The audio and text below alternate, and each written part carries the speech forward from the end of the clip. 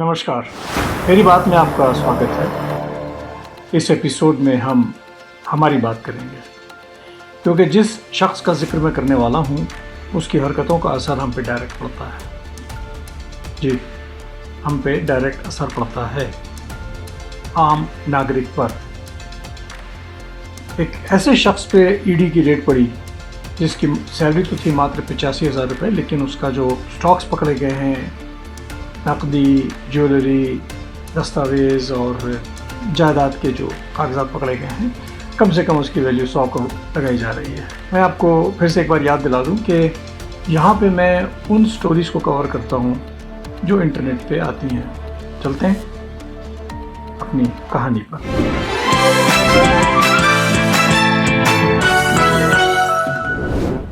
सरकार इन्हें हर महीने ईमानदारी से 85,000 रुपये की सैलरी देती है, लेकिन जब ACB यानी एंटी करप्शन ब्यूरो ने इनके घर का दरवाज़ा खटखटाया, इनके यहाँ छापा मारा, तो अंदर का नज़ारा देखकर अधिकारियों के भी होश हो गए। जी, 85,000 रुपये कमाने वाले इस साहब के घर से तकरीबन 100 करोड़ रुपए से ज़्यादा का साम्राज्य निकला।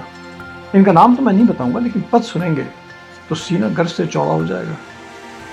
Engineer in chief roads and building department, यानी हमारे राज्य की सड़कों और सरकारी इमारतों के भाग्य विधाता।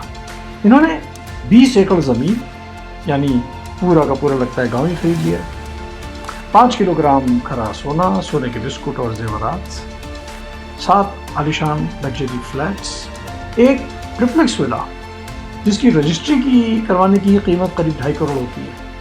जी, एक और जगह पे इनका एक आलीशान मकान है जिसकी कीमत 62 लाख रुपए बताई जा रही है। और हाँ, रसूख और अय्याशी के शौक के लिए 60 विदेशी शराब की बोतलें भी मिली हैं। भाई, फिलहाल साहब को 14 दिन की न्यायिक हिरासत में भेज दिया गया है, लेकिन असली तमाशा तो अब शुरू हुआ है।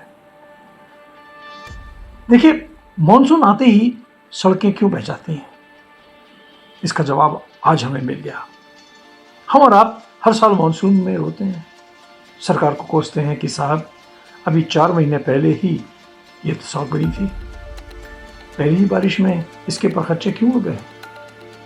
कोई पुल चालू होने से पहले ही क्यों ढह जाता है?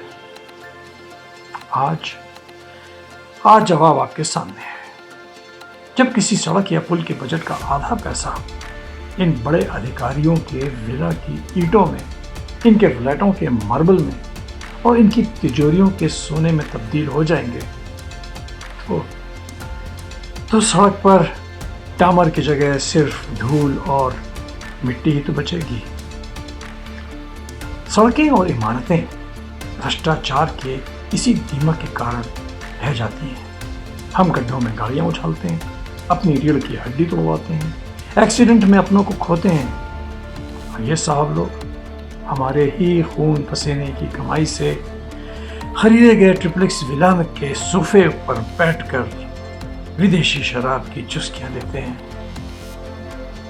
सुबह अलार्म बजने से पहले उठने वाले नौकरी पेशा भाई हों, या धूप में दुकान का शटर उठाने वाले व्यापारी हों, या नमक रोटी खाकर भी ईमानदारी से टैक्स भरने वाले हों, ये आम नागरिक जरा एक पल रुक कर सोचना। तुम मार्च का महीना आते ही एक रुपया का टैक्स बचाने के लिए CA के चक्कर काटते हो। मेहनत की गाड़ी कमाई का एक बड़ा हिस्सा चुपचाप सरकार की झोली में डाल देते हैं ताकि देश तरक्की करे, अच्छी सड़कें मिले, सुरक्षित इमारतें मिले। लेकिन सच तो यह है कि तुम्हारा टैक्स देश के विकास में नहीं, बल्कि इन मगरमच्छों के पेट के विकास में जा रहा है। ये सिर्फ एक चीफ इंजीनियर की कहानी नहीं है। सिस्टम के गलियारों में न जाने कितने ऐसे चीफ इंजीनियर छिपे बैठे हैं, जो मगरमच्छ छिपे बैठे हैं, जो जनता के पैसों को दीमक की तरह चाट रहे हैं। जब तक इन भ्रष्ट अधिकारियों की पूरी संपत्ति जब्त करके उसे सरेआम नीलाम नहीं किया जाएगा और इन्हें ऐसी सजा नहीं मिलेगी जो आने वाली पीढ़ियों के लिए एक मिसाल बने, तब तक ये देश ऐसे ही गड्ढों में रेंगता रहेगा। आप सोचिए। नमस्कार।